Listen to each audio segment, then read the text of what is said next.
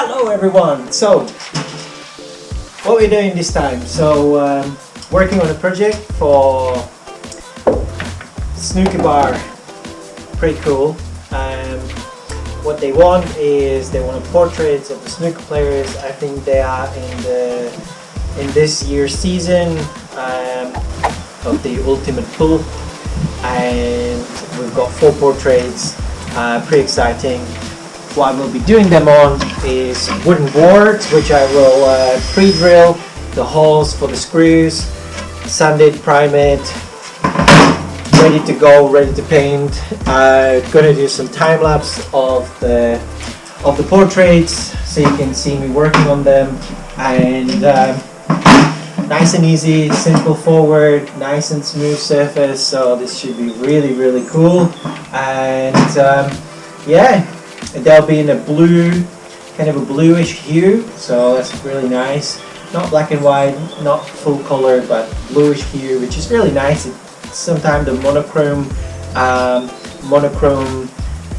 colors really works with the portraits, because you can capture the essence of the portrait rather than trying to capture the realism.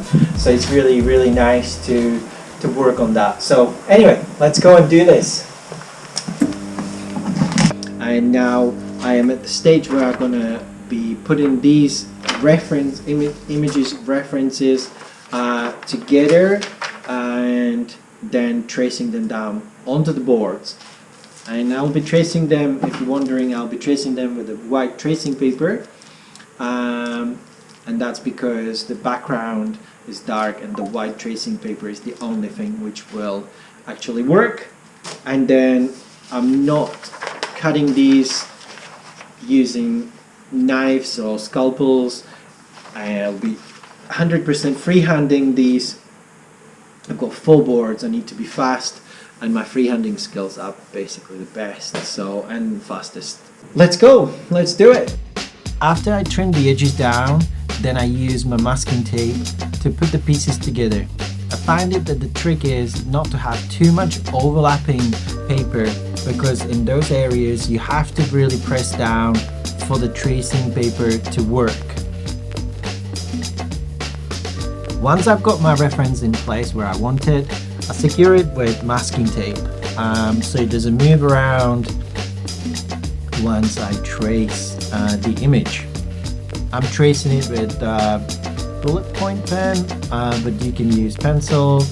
You know, sharper the edge the better, so you get nice sharp and thin outline from your tracing pad.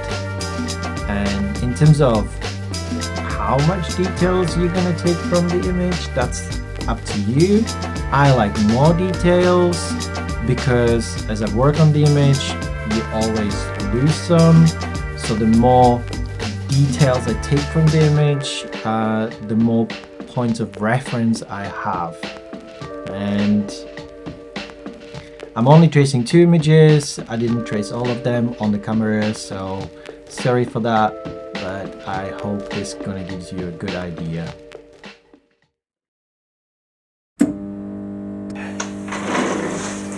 Right guys, so I'll be now mixing the colors for the portraits.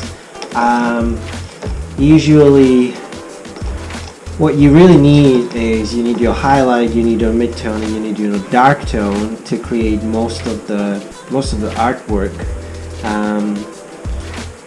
And then if you've got more colors, it's usually within the range that you can have 2 types of highlights, you can have 3 types of medium color, and you know, more dark tones, and eventually you sort of end up with the same thing.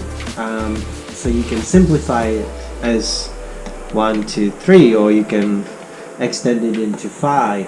You know, you can put another 2 here, so you will have your dark tone, you will have your dark mid-tone, you will have your mid-tone, light mid, and then your highlight.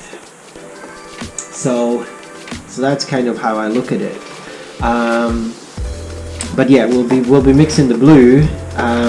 Usually what happens, I mix something, and as I'm spraying, as I'm actually painting.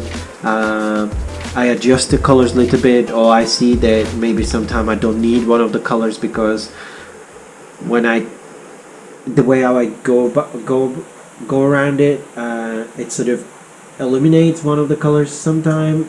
So I use the others because I just like the tone variation. So yeah, so that's pretty much it. Painting time. If you're wondering what airbrush I have chosen for this work, I'm using my Iwata custom Micron Takumi.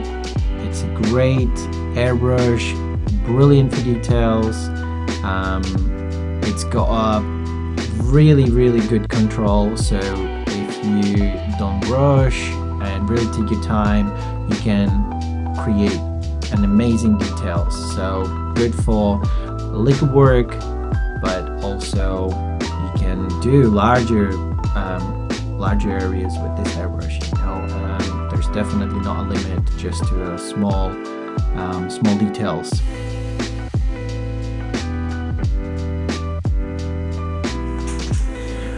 Right, so I just take a little break, and I thought I'll just quickly talk through the process. But so far, basically, I'm only using one color, and it's the lightest color.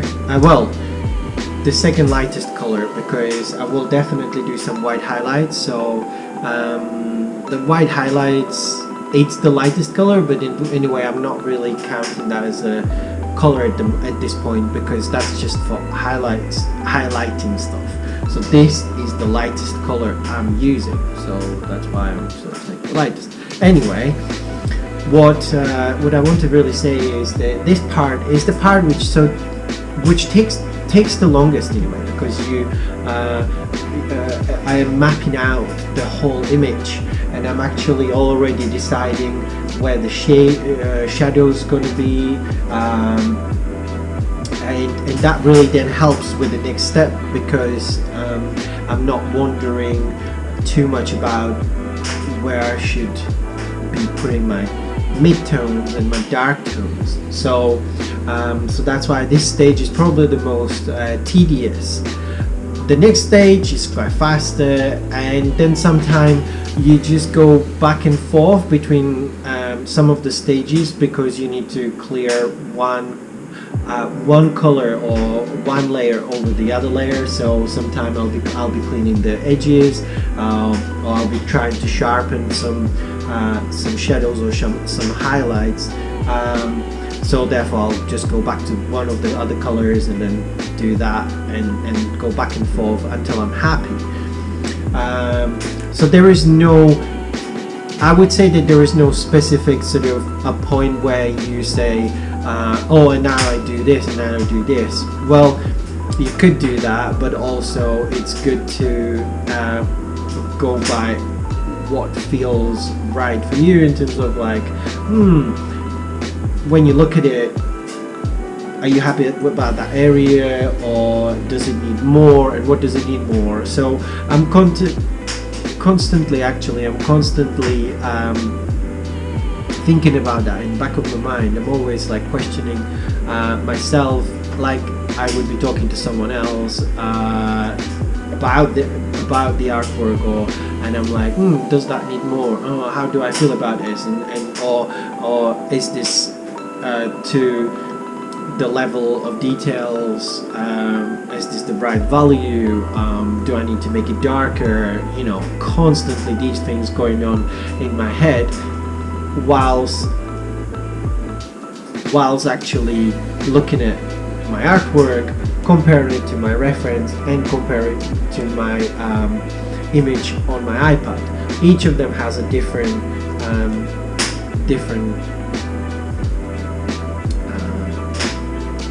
darkness. So basically I wanted to look as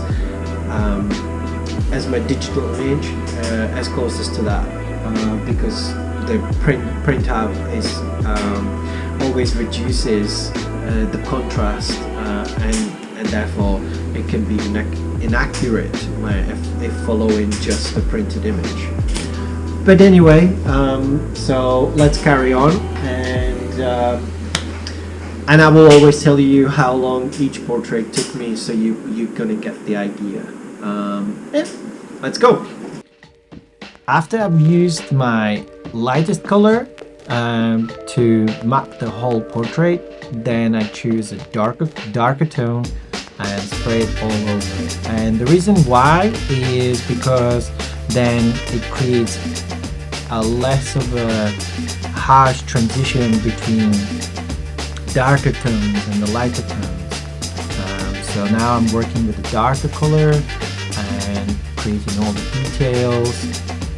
And usually you will think by using a darker tone, you create all the details and then you go, right, and now I need even a darker tone to deepen the shadows and actually sharpen the image even more. And that's the same with the lighter color, is that you use the lighter tone and then you think, well, I can use even a lighter tone of that and bring the image even more forward by doing so. Because I always thinking about it when painting portrait. I'm painting a realistic person who is a 3D object. It's not a 2D flat image. So when working on those details, I really think how those details and how those details really look in real life, and that then really change the approach and the way how I want to really capture that image. So it's just the way how I work, and I feel that it always adds something different to my portraits or my work, and to always I feel like I'm rendering rather than painting a 2D object. So it's like sculpting.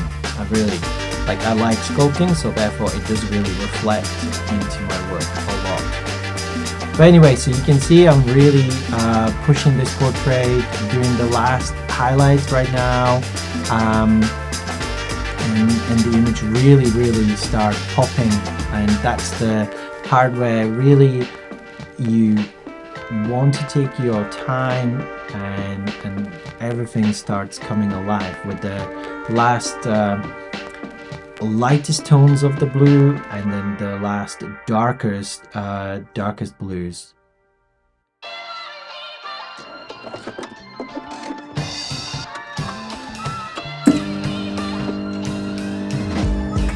And here it is, guys, final result of 2 days hard work.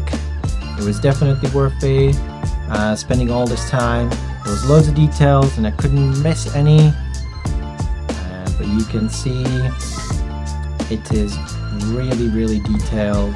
I enjoyed it. It was great working on this, and the client was super happy with it.